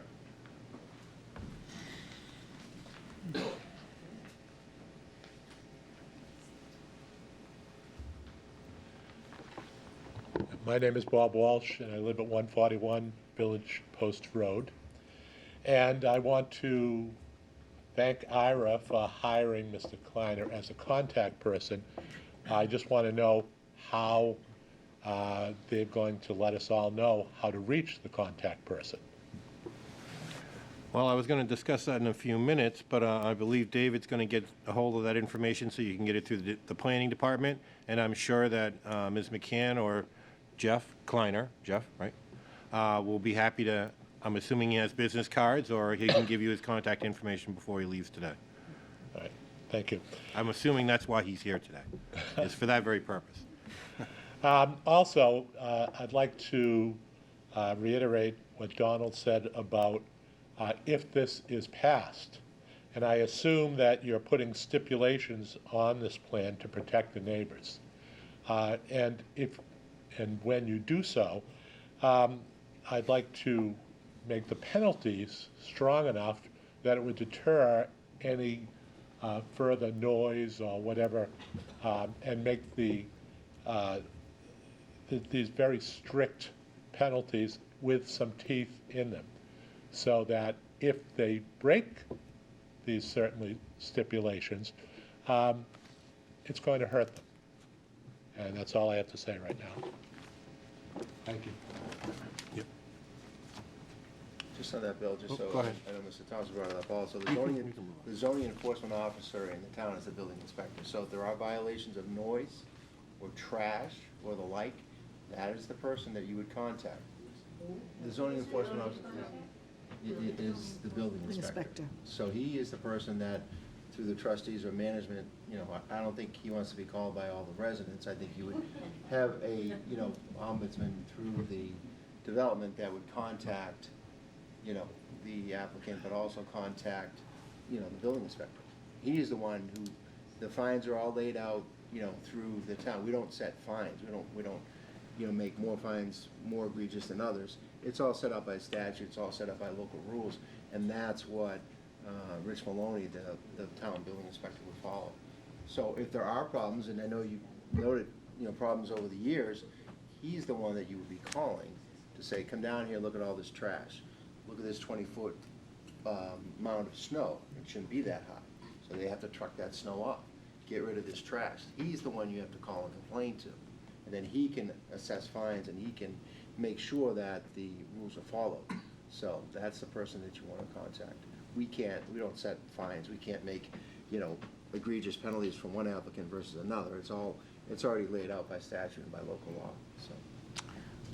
At the last meeting, Jim, we were talking about also the need for this person to be in place. So it's much better as neighbor to neighbor, they can talk to this person if there's something that's bothering them. And then if they don't get anywhere, they Yeah, can he would call be the first line of the defense. first line and then call the building inspector. But if you can work, you are neighbors, try to work together. They're a business, they have a right to be there. You're a resident where you are, you have a right to be there. But you gotta work together. Yeah.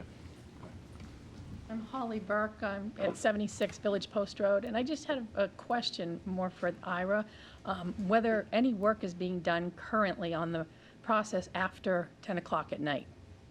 Because when I get into bed at 10 o'clock at night, and unfortunately for them, the windows are open because the weather is lovely, great sleeping weather, so we haven't had our windows closed with air conditioning going.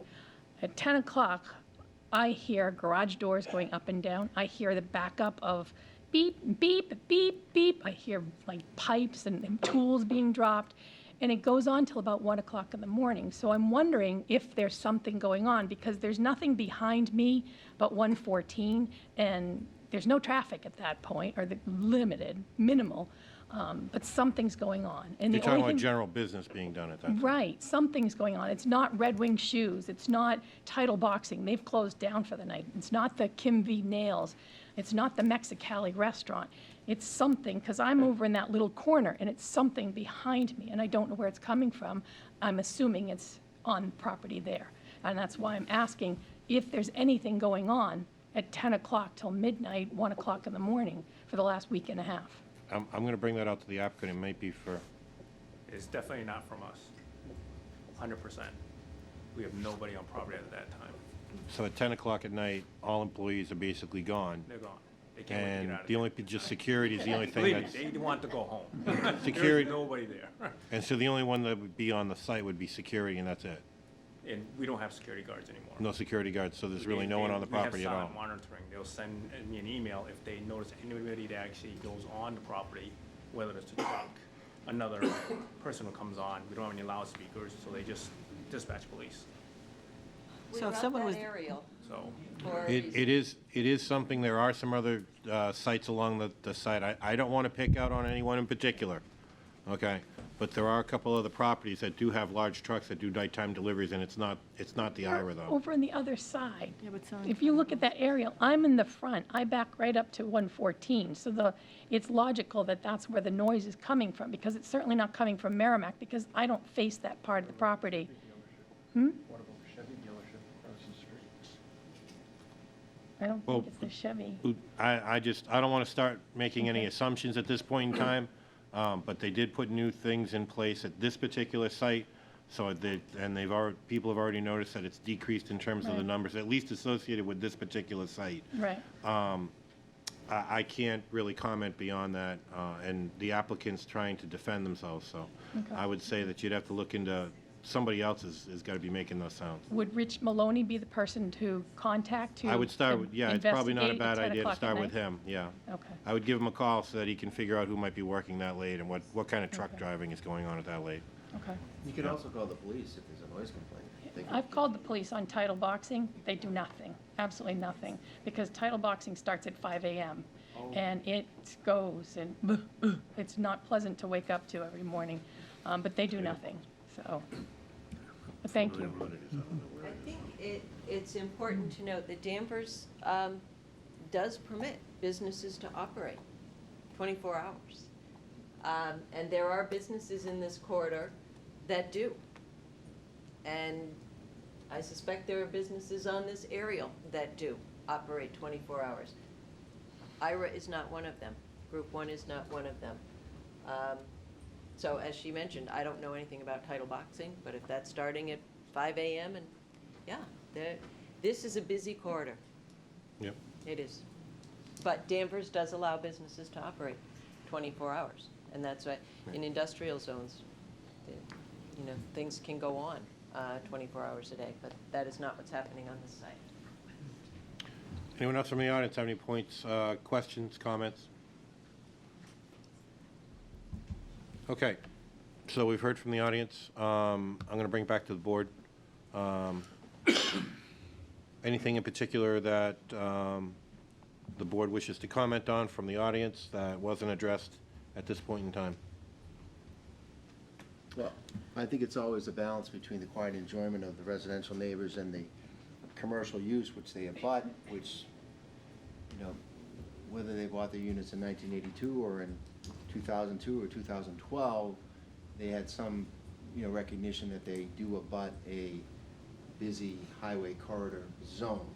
So what are their expectations as to quiet enjoyment versus, you know, dealing with noises from this abutter, which hopefully are going to be addressed. The question, I mean, I guess the challenge for the board is, do we feel that is it reasonable, or do we feel that what they've done are reasonable attempts to address the nuisance? If not, then we would have to find, a majority of this board would have to find that it is continuing, that we're adding to the nuisance in some form by moving this building closer to Old Salem Village. That would necessitate not voting on this special permit, which essentially would end the project for the moment.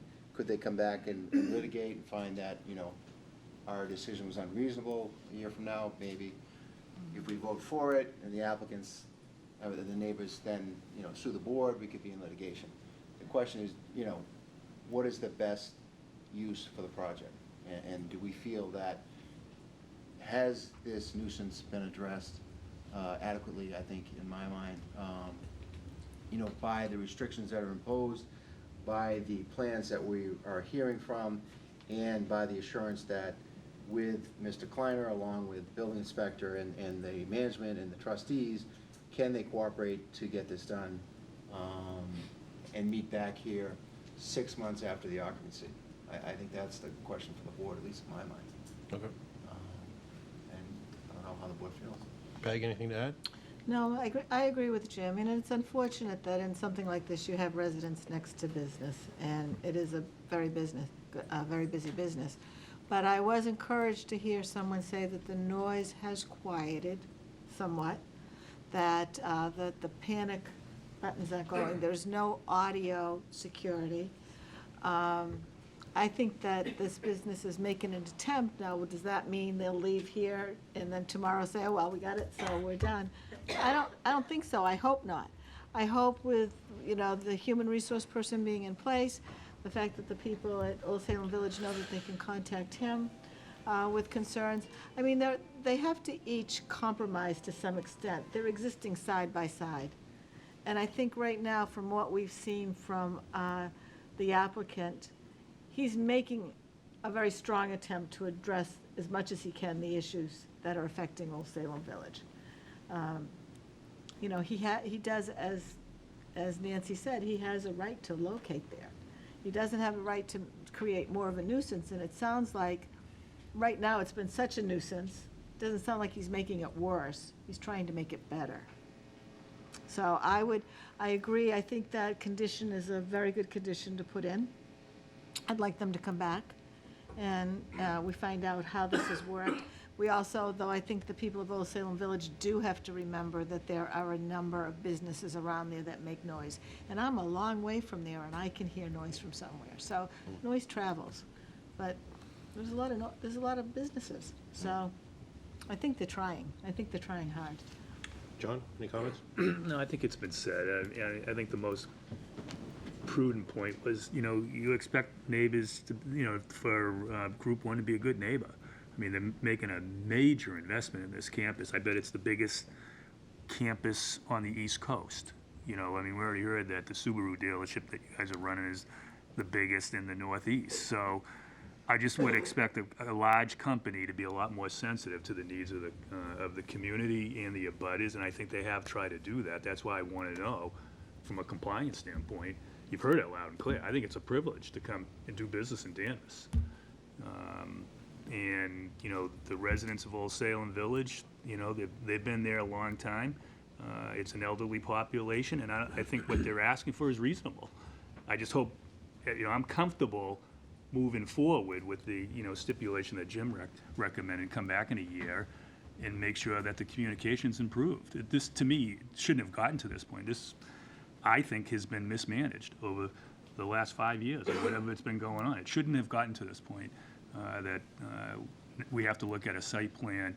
And I get it, these dealerships, in the business that I'm in, they constantly rebrand. It's the customer experience. They'll be back with the next brand in another couple of years, and I just hope we're not gonna have the same conversations again.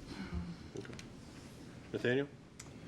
Well, as I already stated, I think it's a good thing that the company has made progress, but I can't ignore the fact that the progress only was made since the residents of Old Salem Village came before us and aired their grievances. And the connection to the application is obvious. I mean, of course they're going to be on their best behavior. They're looking for the board's approval. So, in my opinion, I think it stands a better test of what is going to be expected from them to have much more time go on without them taking on this project. Because of course we all know, and it's been stated, you can call the building inspector and complain. But really, is that what you want to do? Is that you want to be in that position as a resident to have to constantly complain? That's a pain in the neck. That's a reaction to something, and that sounds to me like what you've all been living with for an awful long time. So I don't know that I quite understand what is being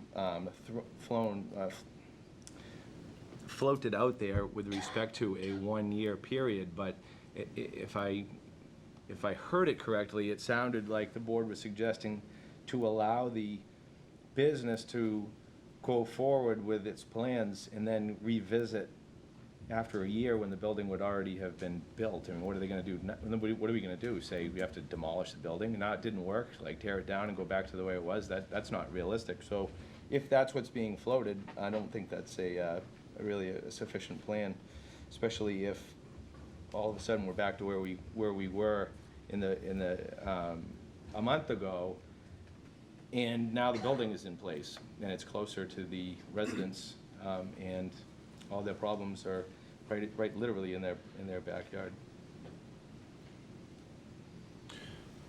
All right, so I have no further comments to go beyond the board. Are we closing the public hearing at this point in time? Do I have a motion?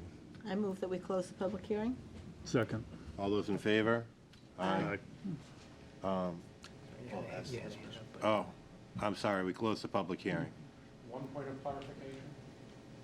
I'll allow a quick clarification, yes. If you do have that revisit in 6 months after occupancy, are we notified? Yes. Thank you. Are you closing both hearings, or? It's just, yeah, it's just a special permit because of modification. It's not really a public hearing, I don't believe. Yeah.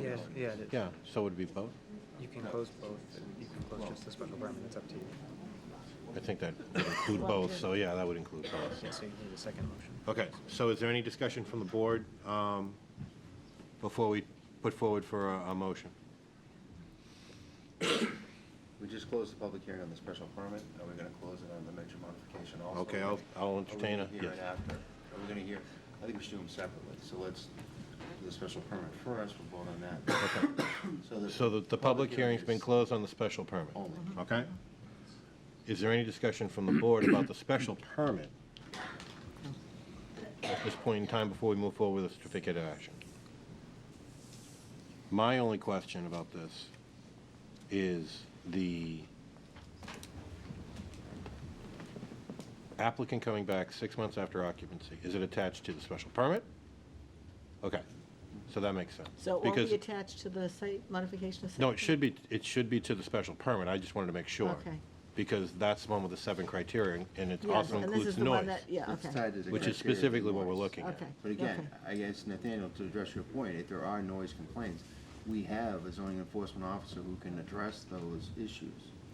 So by way of fine and by way of cease and desist and so on. So if those violations do persist, there is an enforcement officer. So whether it's out front or whether it's out back, that's gonna be the case. If they came back in front of us, Nathaniel, and it did not meet satisfaction of the board, then it would go in front of, the building inspector in terms of what type of action could be taking place, or the board could, different criteria could come up in front for them to change it and improve on it from there. Yeah, but the board's not gonna say, tear it down and put it back the way it was. It's never gonna happen. No, No, it's that's not the point of the, yeah. No, the point is to try and improve, regardless of whether or not the changes that are gonna take place. It's to improve the standing of where the relationship between the abutters and the businesses right now. That's what we're trying to do. Okay? I think I get it. Okay. So I'm looking for someone to make a motion on the certificate of action. Do you have the certificate? You got one there? Jim? Oh, wait, no, I thought you were reading it. You used that, sir? No, I did not. Yes, you did. All right, so Peg, you can read it. I can read the next one. This is to certify that a meeting of the Danvers Planning Board held on June 25th, 2019, by a motion duly made and seconded, it was voted. We, the Danvers Planning Board, having been requested under Section 30 of the zoning bylaw, a special permit for property located at 99 Andover Street, Assessors Map 56, Lot 13, do hereby vote to approve the request submitted by Group 1 Automotive, Inc. for a special permit for an automotive sales car dealership outdoor use. The applicant will demolish the existing Subaru dealership building and redevelop the site with a building consisting of 22,162 square feet, of which 10,000 square feet will be for retail showroom area as shown in the following plans. Plans modification of a major site plan modification plan proposed IRA Subaru, 97 Andover Street, Town of Danvers, Essex County, Massachusetts, prepared by Independence Engineering, LLC, 102 Farnsworth Ave, Site, Suite 310, Boardingtown, New Jersey, consisting of 28 sheets dated 4/23/2019, revised through 5/31/2019. Do I have to read all the sheets separately? No, okay, thank you. As stated below. The sheets are 1 through 28. Sheets 1 through 16 and 19 through 28 stamped by Neil E. Sander, Professional Registered Engineer number 46963. Sheet 17, 18 stamped by Emily E. Stewart, Registered Landscape Architect number 4060. Plans, Group 1 Automotive Elevation Plans, prepared by Clear Architectural Design. Plan, Stormwater Management Plan, proposed IRA Subaru, 97 Andover Street, Town of Danvers, Essex County, Massachusetts, prepared by Independence Engineering, LLC, 102 Farnsworth Ave, Suite 310, Boardingtown, New Jersey, consisting of 3 sheets dated 4/23 revised through 5/31/19. Sheet D1 cover sheet, sheet D2 existing conditions, sheet D3 proposed conditions. Reports, Stormwater Management Report dated April 23rd, 2019. Revision 1, May 31st, 2019. Sanitary Pump Station Design Report dated April 23rd, 2019. Revision 1, May 31, 2019. Prepared by Independence Engineering, LLC. Report, Geotechnical Investigation Report dated January 31st, 2019. Prepared by E&LP 140 West Main Street, High Bridge, New Jersey. Prior to the issuance of the building permit, this special permit certificate of action shall be recorded at the Southern Essex Registry of Deeds, along with site plan approval certificate of action. This special permit is subject to the following conditions. 1, There will be no outdoor audio, including the use of panic buttons, at this location. 2, there will be no idling of trucks on site during pickup or drop-off of vehicles. 3, applicant is to return to the planning board after 6 months from obtaining a certificate of occupancy to report on and address any issues that may be of interest to the planning board with respect to noise. Okay, the board finds that pursuant to section 30.3 of the zoning bylaw, conditions for special permits, all of the following conditions have been satisfied. 1, the municipal water and sewer systems will not become overloaded by the proposed use. 2, the public streets will not become overloaded by the proposed use. 3, the value of other land and buildings will not be depreciated by the proposed use. 4, the specific site is an appropriate location for the use or structures. 5, the use developed will not adversely affect the neighborhood. 6, there will not be an undue nuisance or serious hazard to vehicles or pedestrians. 7, the proposed use or structures will be in harmony with the general purpose of the bylaw. Excuse me. Any approval of the special permit shall lapse within 3 years from grant thereof if construction has not begun by such date, except for good cause. The proposed development shall also be subject to site plan approval. Before we, can we just add to that condition, the notice for after the certificate of occupancy, 6 months, just add, applicant is to return to the planning board after 6 months from obtaining a certificate of occupancy to report on and address any issues that may be of interest to the planning board with respect to noise, and provide notice to abutters. Point of clarification, I think the plan date, Neil tells me, was June 21st. We just want to make sure we're referencing the Which- correct plan date. Which, The major site, The major revised one. modification plan. this one here, not 531, Yes, revised. the last Is- revision is June 21st. June 21st, Otherwise, you don't get the trees. It's trees. okay. Those are all the plans that were revised, or just the trees? No, all the sheets. Okay. And provide, let's see, I'm sorry, Jen. Notice to abutters. Notice to abut.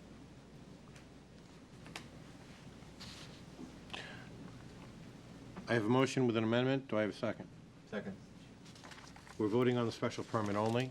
All those in favor? Aye. Aye. Opposed? Nay. So it's 4 to 1. Motion passes. It does, it passes, yes. Next, we have major modification. I have to close the special permit on the major modification for 99 Andover Street. But public hearing. Huh? Site plan, public hearing. Says major, okay, site plan. Sorry. I move that we close the major modification to the site plan for 99 Andover Street. Second. All those in favor? Aye. Aye, opposed? Okay, any comments on the modification before we move forward with the certificate of action? Nope? Is that, That's it. okay. Jim volunteered a minute ago, he can have that one. This is certified that a meeting of the Danvers Planning Board held on June 25th, 2019, by a motion duly made and seconded, it was voted. We, the Danvers Planning Board, have made requests under Section 4 of the zoning bylaw to approve a major modification to approve site plan for the property located at 99 Andover Street. Assessors map 56, lot 13, do hereby vote to approve the application submitted by Group 1 Automotive, Inc. to demolish the existing Subaru dealership building and redevelop the site with a building consisting of 22,162 square feet, of which 10,000 square feet will be for retail showroom area, as shown on the following plans. Plans, major site plan modification plan, proposed Ira Subaru, 97 Andover Street, Town of Danvers, Essex County, Massachusetts, prepared by Independence Engineering LLC, 102 Farnsworth Ave, Bordenton, New Jersey, consisting of 28 sheets dated 4/23/19, revised 6/21/19, sheets C1 through C28, as shown. Sheets 1 to 16 and 19 to 28, stamped by Neil E. Sander, professional registered engineer, number 46963. Sheet 17, 18, stamped by Emily E. Stewart, registered landscape architect, number 4060. Plans, Group 1 automotive elevation plans prepared by Clear Architectural Design. Plan Stormwater Management Plan, proposed Ira Subaru, 97 Andover Street, Town of Danvers, Essex County, Massachusetts, prepared by Independence Engineering LLC, 102 Farnsworth Ave, Boynton, New Jersey, consisting of 3 sheets dated 4/23 and revised through May 31st. May 31st, 19. Sheets D1, D2, D3. Report, Stormwater Management Report dated April 23rd, 2019, revision 1, May 31st, 2019. Sanitary Pump Station Design Report dated April 23rd, 2019, revision 1, May 31st, 2019, prepared by Independence Engineering LLC. Report, Geotechnical Investigation Report dated January 31st, 2019, prepared by E&LP, 140 West Main Street, High Bridge, New Jersey. This approval is also subject to the attached list of general conditions approved by the Planning Board on January 27, 2004, amended through February 27, 2018, which are incorporated in this certificate of action by reference. Any approval of this site plan shall lapse within 2 years from the grant thereof, if construction is not begun by such date, except for good cause. I have a motion, do I have a second? Second. All those in favor? Aye. Aye, opposed? I don't get a vote on this one. None on this one, Right. no. If I did, it would be no. Okay. Thank you very much. Thank you. I'm going to give the moment for the room to clear. Please, any conversations, take them outside of the room. Thank you.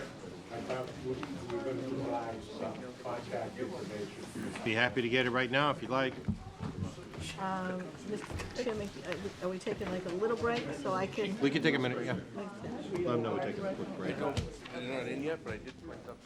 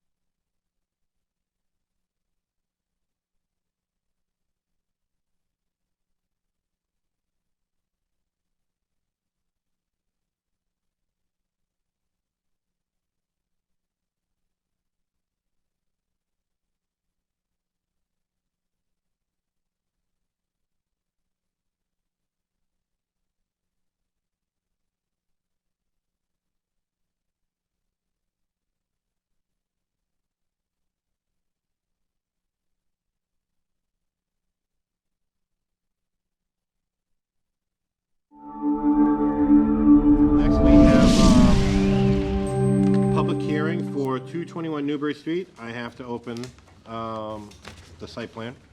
221 Newbury Street, request for a plan approval pursuant on Section 4 of the zoning bylaw submitted by Breakaway Inc.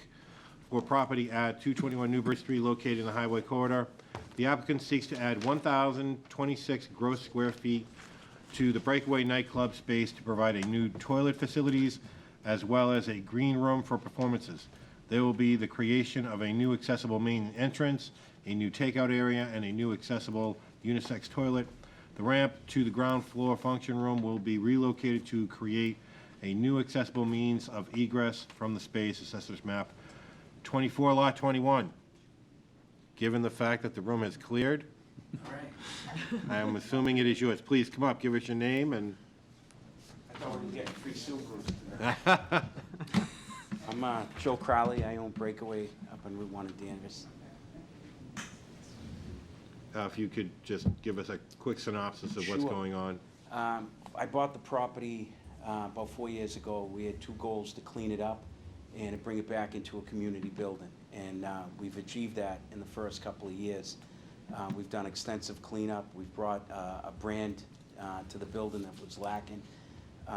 We brought it back to a community-based building. By that, my general manager, Dan's with me tonight. Groups have been able to raise right around $1 million in 3 years through a lot of fundraising activity, a lot of community activity. What we're finding is we wanted to have it more accessible. We're doing work with Danvers Veteran Council and a couple of other groups, and we've had a little bit of issues with some accessibilities and toilet issues, and the building being the age it is, in the nightclub itself, we've had the builders look at the bathrooms. We can't bring those up to handicap accessibility. We can't expand them. We can't add toilets. They're very small in the back of the club. What we're proposing is to put a nice handicap ramp out front, to bring it into a foyer area that's wide open, present the handicap spots at the base of that ramp. When you get into the building, to have a new single handicap unisex bathroom, which would be near the tavern in the function hall. On the nightclub side, we're proposing to add the bathrooms on the outside. We would expand the women's toilets from 2 to 5 and be handicap accessible. The men's would go from 1 to 3 with extra urinals. In the green room, what we've done is in the last 3 years, we've really expanded the entertainment. That people aren't just coming locally to see groups. We've had John Cafferty and the Beaver Brown. We're working on some national acts, and our customer base has expanded to New Hampshire, to the South Shore, to Merrimack Valley, coming into Danvers.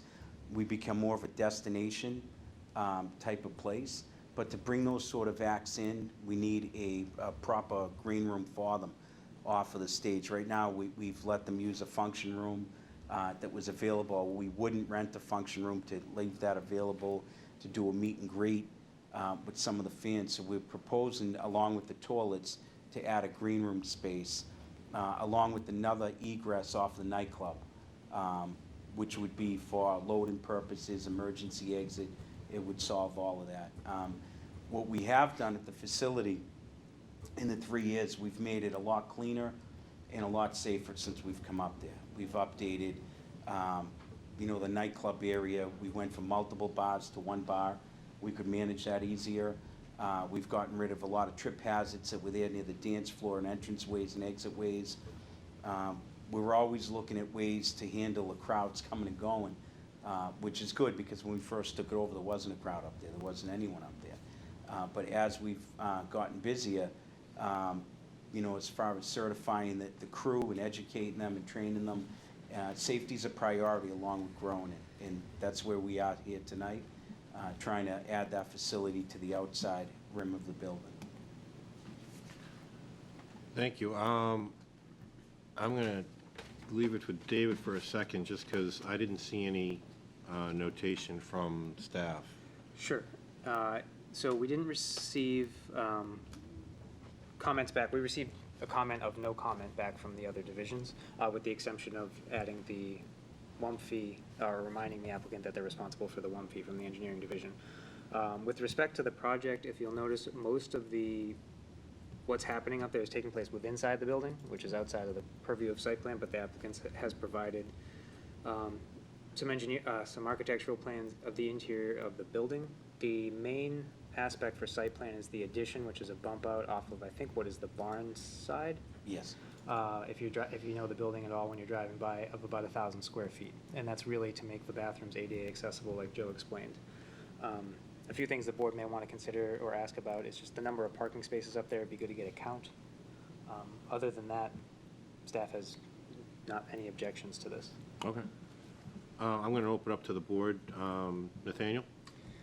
As long as the town has no issues with the increased sewer usage, obviously having more bathrooms is much more convenient and ADA accessible for your clients, for the public that are using the building. I think that's a great idea. I just have one question. I've heard the expression before, and I think I know what it is, but just tell me, what is a green room and why do they call it that? Well, it's a dressing room. It's a dressing room. Basically, when the bands come in, we do some multiple bands, openers. They'll have a place for their equipment.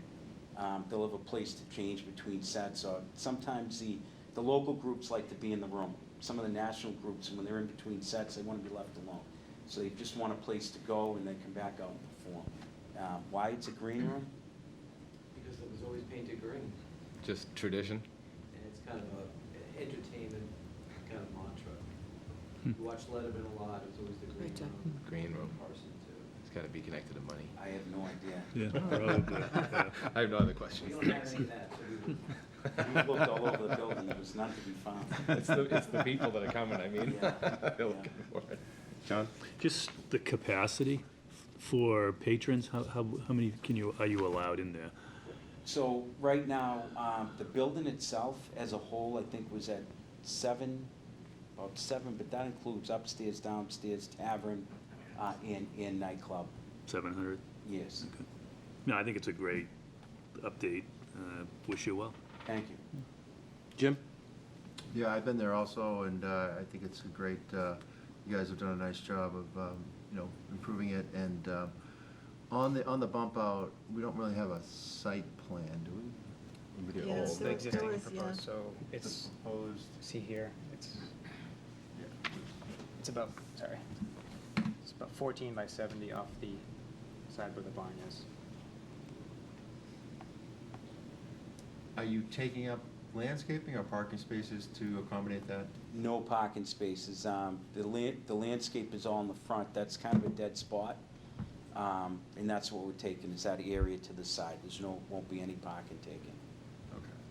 So we're not proposing any more use, any land area or interior use that would add more patrons? It's really just gonna be bathrooms, but the existing bathrooms in the back there, are they gonna be replaced, or? Those will be demoed.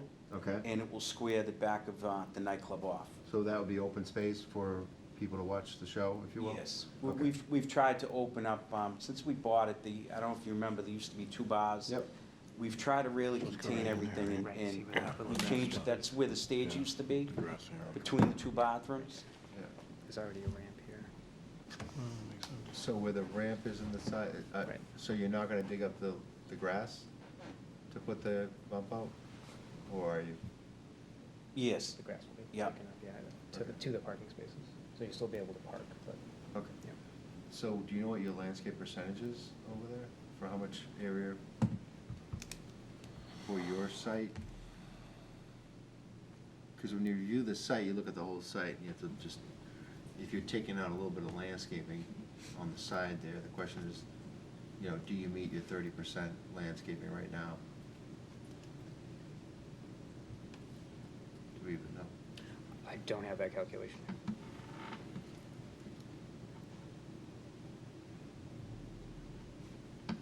Is there some way we can get a hold of it? I'd leave it to the applicant. Is there a way you can provide that to us if you contact Hayes, perhaps? And ask him the percentage of landscaping that particular area would take. From the survey, yeah. Would take back. Overall, on the entirety of the site, so you need 30%. I don't think it reaches that now, to be Oh, honest. no, I don't think so.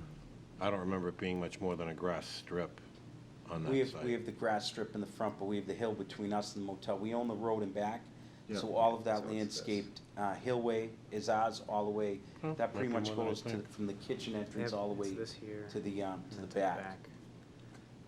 And then It- there would be the grass strip in front, and then It where would the be car close. dealership is, we I'll own say to it. Yeah, that. it's gonna be close, Fire But hydrant it's in more than I front. thought. I don't know. I thought it was only like 5% on there. Right, because when you drive by, it looks like just a Yes. big parking lot. Yeah. but they're- I mean, such as it is. How much parking do you have, Joe? How many parking spaces? Number of parking spots, 242 is my recollection. 242. Do we know the minimum for that? It depends on how you classify what this use is. We don't really have a use for this in the table necessarily because it's This is four one of different those that falls functions. between, falls into So- the cracks? Right, there's a provision in the bylaw, all I could find was essentially it's up to the discretion of the board if he parks it, if he can park it. Well, that's nice. That's what I got, I mean, it's four different Yeah. facilities really. Is that auto dealership, is that in use right now? It just became in use last week, I believe. It was empty for quite some time. Do you have an arrangement with them to park cars there or no? No, with the Sportsplex next door, we help them out on the weekend days. That's when they're doing a lot of family events, and that's not when we're busy. And then if we had a larger event that we needed to park, like New Year's Eve, we would park in their spot. And we've been back and forth, we've been great with each other. Oh, so you've already been sharing with your adjacent, Yeah, That's yeah, good. it's been because their that's high great. use and our high Yeah. use are opposite times, so it's been really worked out well. excellent. No? Could you add any more landscaping to your site to kind of, I know you have some in the front of the building, but for the most part, it's just grass, and that kind of invites people to park on the grass. Between the sign and the entranceway is technically, some of that is not ours, some of that is the frontage for the motel. There's really, the landscape, and also we own the landscape between us and that car dealership, in the back end. And that's, we've kind of cleaned that up, that was overgrown for a long time. I'm just talking about out front, do you have any opportunities for any additional No, in the front of the building? there wouldn't be.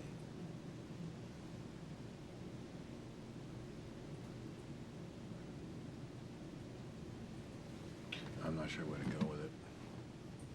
Yeah, I understand where you are, Jim, I'm just not sure where to go with it. Yeah.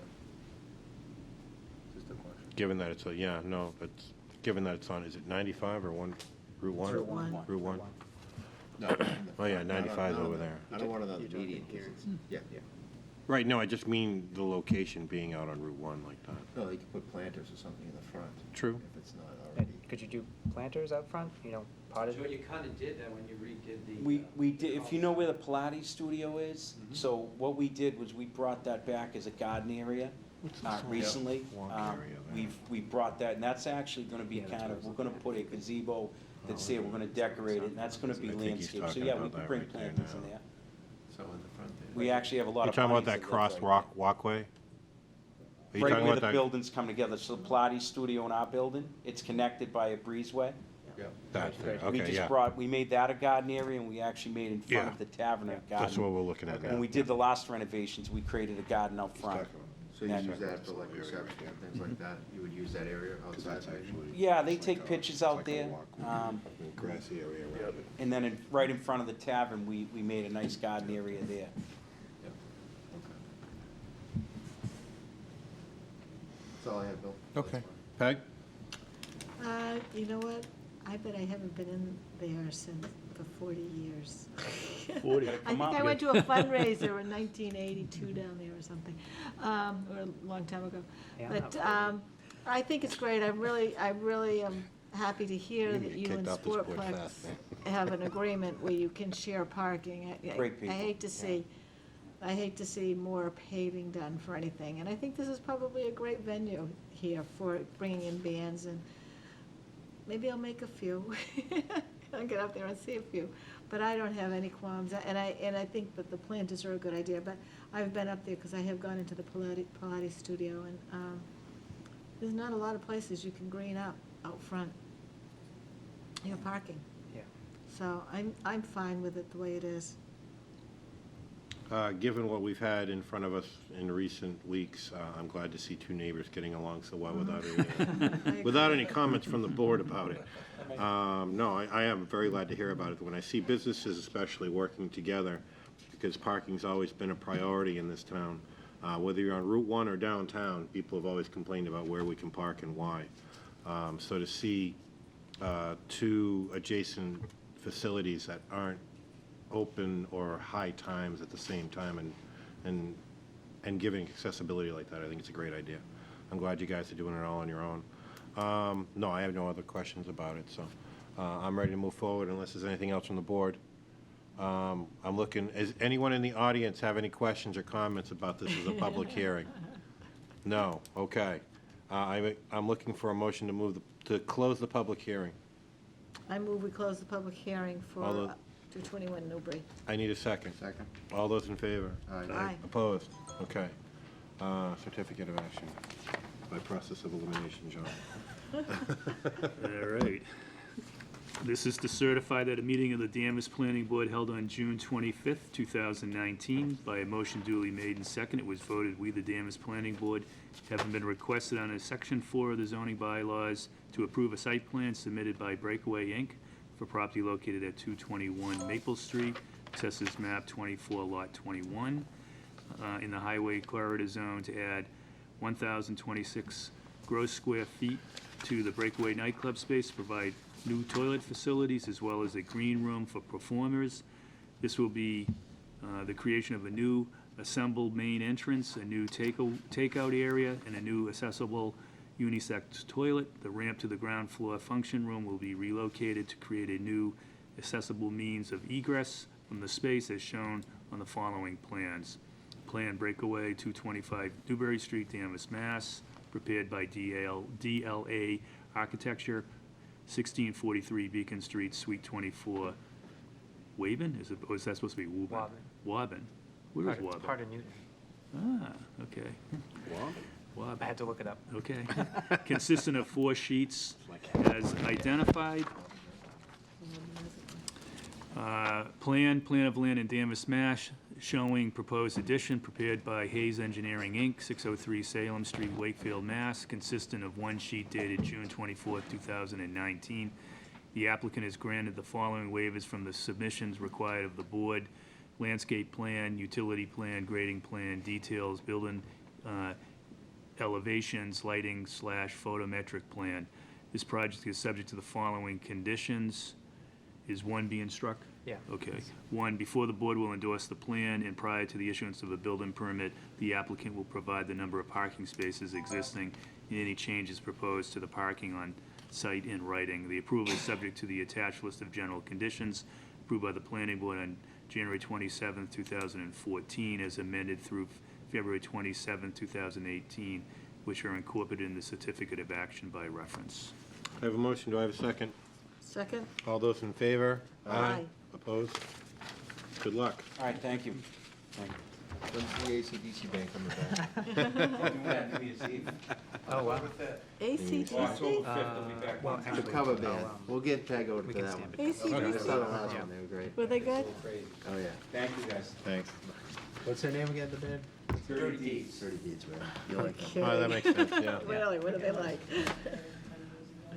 All right, next on the agenda, I have minutes. I'm looking for comments or a motion to accept about May 28th, 2019, and June 11th, 2019. I don't know if we have those, Bill. Yeah, we do. I don't Yeah, know they were in the 14th. packet. I had I have the 20, May 28th, and I have We got the one. 11th. I can. I think, can Jim, make- you may have to abstain from one of them, I believe. I No, do, I I wasn't here do. on the 14th, Oh, okay. so that's what, okay. I can vote on the last two. You weren't here on the 28th. No, I wasn't here on the 14th, Wasn't because it? that was when 99 Oh, okay, that's right. Okay. Newbury came in. No, you're right. Yeah. Yeah. Well, I'll make a motion to accept the minutes as written. So I can't vote on the 11th. So we'll take them one at a time. So we'll do 28th first. May 28th, we have a motion on the floor for, Second. thank you. All those in favor? Aye. Opposed? Next, we have June 11th. Move to approve. Second. All those in favor? Aye. Opposed?